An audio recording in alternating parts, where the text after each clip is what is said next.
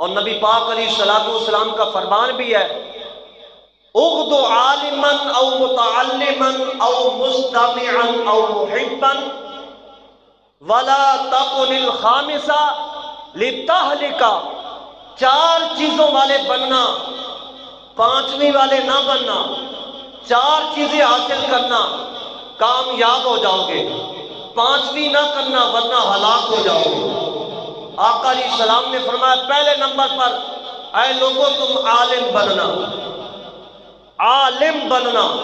اگر عالم نہ بن سکو نے فرمایا تو پھر طالب علم بن جانا، عالم نہیں بن سکتے تو پھر کم از کم طالب علم بننا۔ پھر بھی نبی پاک علیہ السلام نے عالم دین کے قدموں میں بیٹھنے کا حکم دیا ہے۔ پھر فرمایا او مستمعان، پھر کم از کم تم علماء کی صحبت میں بیٹھا کرو، ان کی مجالس میں بیٹھا کرو، ان کی سنگت میں بیٹھا کرو، جب وہ گفتگو کرے تو وہ پھول چوم لیا کرو۔ 3 چیزیں فرمایا عالم بنو، نہیں بن سکے تو طالب علم بنو، نہیں بن سکے تو پھر تم علماء کی مجلس میں بیٹھا کرو، ان کی محفلوں میں بیٹھا کرو،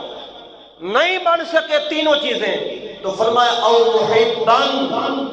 ان سے محبت کرو، ان سے محبت کرو، اکرم العلماء، علماء کی تعظیم کرو، ان کا احترام کرو۔ اور نبی پاک علیہ الصلوۃ والسلام نے فرمایا لیس من امتی من لم یعرف لعلمائنا حقہ، جس نے ہمارے علماء کا احترام نہ کیا، ان کی عزت نہ کی، ان کا حق نہ پہچانا، تاجدار عرب و عجم، تاجدار ختم نبوت کا سہرہ پہن کر دنیا میں مبعوث ہونے والے پیغمبر نے فرمایا جو بندہ عالم دین کا احترام نہ کرے، اس کا حق نہ پہچانے، سنو توجہ سے، میرے آقا نے فرمایا وہ ہماری امت میں سے نہیں ہے، ہمارا وہ امتی نہیں ہے۔ آپ دیکھو علماء کو جیلوں میں بند کیا جا رہا ہے اور قادیانیوں کی سپورٹ کی جا رہی ہے، اور جو وہ شیخ سعدی نے کہا تھا نا عجیب دور آ گیا ہے، ان کو کتا پڑ گیا نا، ان کو کتا پڑ گیا، کاٹنے لگا تو قریب پتھر پڑا ہوا تھا، شیخ سعدی رحمت اللہ علیہ نے ہاتھ ڈالا پتھر کو کہ اٹھاؤں اور کتے کو ماروں اور جان چھڑاؤں، تو پتھر زمین میں دسا ہوا تھا۔ آپ نے فرمایا عجیب دور آ گیا ہے، جس کو کھولنا تھا وہ بندھا ہوا ہے اور جس کو باندھنا تھا وہ کھلا ہوا ہے، یعنی کتا کھلا ہوا ہے، اسے باندھنا چاہیے تھا، اور پتھر کو کھلا رہنا چاہیے تھا، وہ بندھا ہوا ہے۔ عجیب دور آ گیا ہے، قادیانیوں کو بے لگام چھوڑ دیا اور علماء پر قیدیں، ان کو جیلوں میں بند کیا جا رہا ہے، لیکن پھر بھی علماء کو سلوٹ پیش کرتا ہوں جو اس دور میں بھی دین حق کا پیغام پہنچائے جا رہے ہیں، دین اسلام کا پیغام پھر بھی پہنچائے جا رہے ہیں۔ ہم ان کی بارگاہ میں سلوٹ پیش کرتے ہیں جو اتنی ماریں اور سزائیں کھانے کے باوجود بھی وہ دین اسلام کا پیغام اور دین اسلام کی ترویج و ارشاد کے لیے وہ کہتے ہیں کوئی بات نہیں، یہ مارے کون سی کتنے دن پڑ جائیں گی، آخر ایک دن سکون تو مل جائے گا نا۔ اب آپ اس واسطے نبی پاک علیہ الصلوۃ والسلام نے جو حدیث فرمائی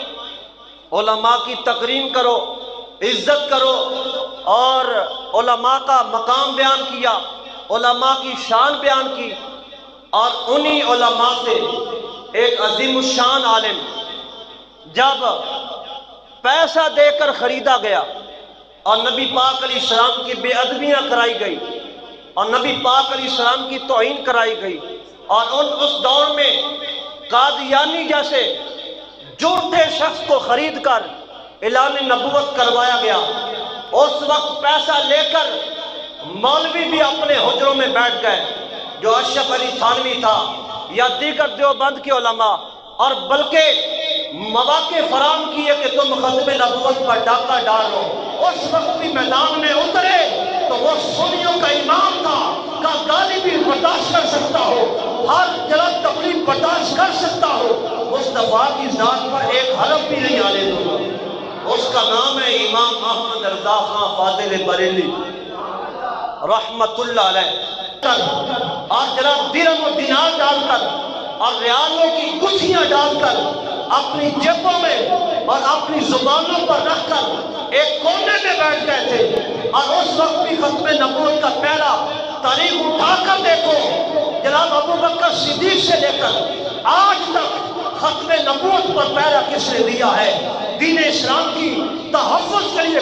پہلا کس نے دیا ہے؟ آپ کو سر فہرست اگر کائنات میں تاریخ میں نظر آئے گا تو صرف سنی نظر آئے گا۔ آپ تاریخ پڑھ کے دیکھ لو کس کے علماء نے